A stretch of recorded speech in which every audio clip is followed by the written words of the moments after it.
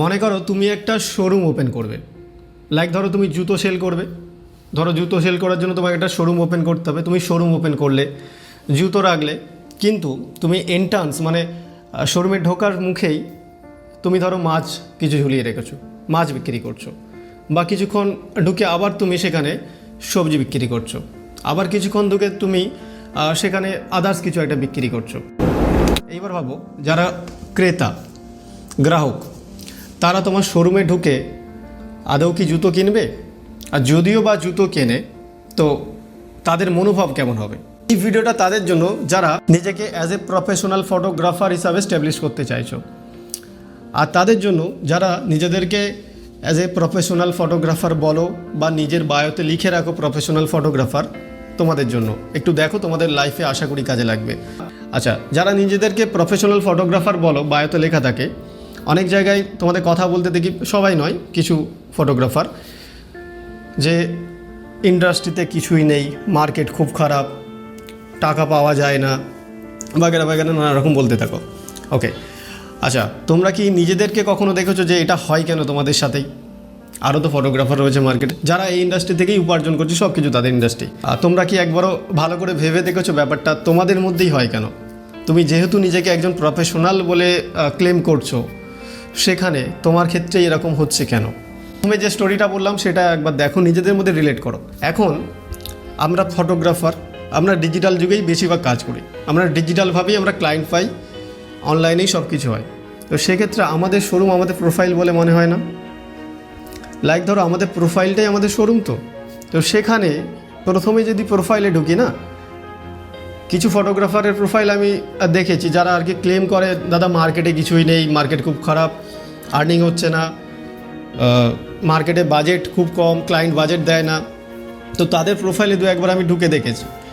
তো প্রথমেই ঢুকলেই একটু স্ক্রল করলে দেখা যায় কেউ একজন নাচছে, শেয়ার করে রেখেছে, কেউ একজন রাজনীতি নিয়ে কিছু কন্ট্রোভার্সি করছে, সেটাও শেয়ারে আছে, বা কোথাও বেড়াতে গিয়েছি সেটা ছবি তুলে দিয়েছি, বা ধরো কিছু একটা মিমস এসেছে মার্কেটে, সেটা শেয়ার আছে।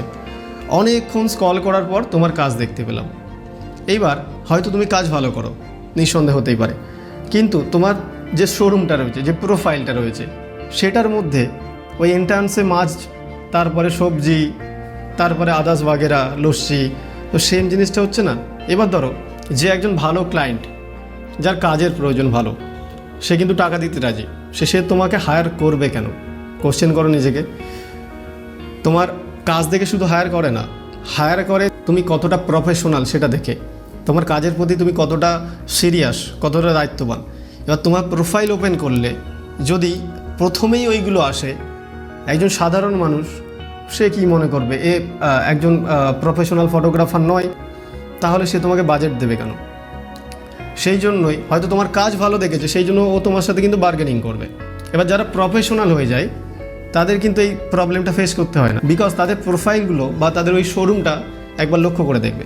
যারাই আজকের ফটোগ্রাফিতে কিছু জায়গায় স্টেবলিশ করেছে, বা যে কোনো প্রফেশনে যারা অনলাইনের সাথে যুক্ত, তাদের প্রোফাইলগুলো চেক করে দেখবে যে তাদের প্রোফাইলে শুধুমাত্র তাদের কাজ এবং তাদের কাজ রিলেটেড পোস্টেড থাকে। ধরো ফটোগ্রাফারের প্রোফাইলে শুধুমাত্র ফটোগ্রাফি এবং কোথাও যে ফটোগ্রাফি করতে গেছে সেই রিলেটেড কোনো ব্লগ হতে পারে, বা সেই রিলেটেডই কোনো পোস্ট থাকে।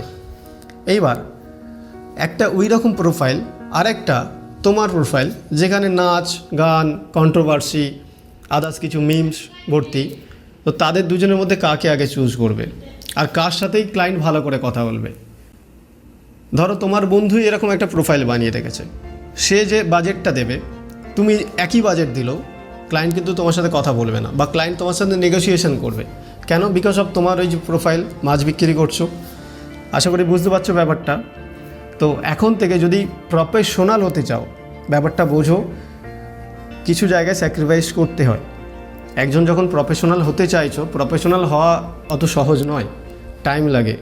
প্রফেশনাল হতে গেলে মাইন্ড কন্ট্রোল লাগে, অনেকটা নিজেকে কন্ট্রোল করতে হয়। সেই কারণে আগে সব কিছুকেই প্রফেশনাল করো, নিজের বিহেভিয়ার থেকে শুরু করে নিজের প্রোফাইল, নিজের কথাবার্তা সব কিছুই প্রফেশনাল করার চেষ্টা করো। তারপরে তুমি এই ইন্ডাস্ট্রি বা যে কোনো ইন্ডাস্ট্রিতে স্ট্যাবলিশ হতে পারবে। এরকম নর্মালি করছি হবে হেন বা ও যা হোক হচ্ছে, এটা হয় না, এটা প্রফেশনাল নয়। আশা করি কেন এই স্টোরিটা বললাম বুঝতে পারছো। আমার কাছে অনেক স্টুডেন্টস আসে যাদের প্রোফাইল মাঝে মধ্যে আমি দেখি, তাদেরকে এটা সাজেস্ট করি বিকজ অফ আমরা অনেক আগে থেকে এই জিনিসগুলো মাথায় রেখেছি, অনেক দিন ধরে এটা মেনটেন করছি।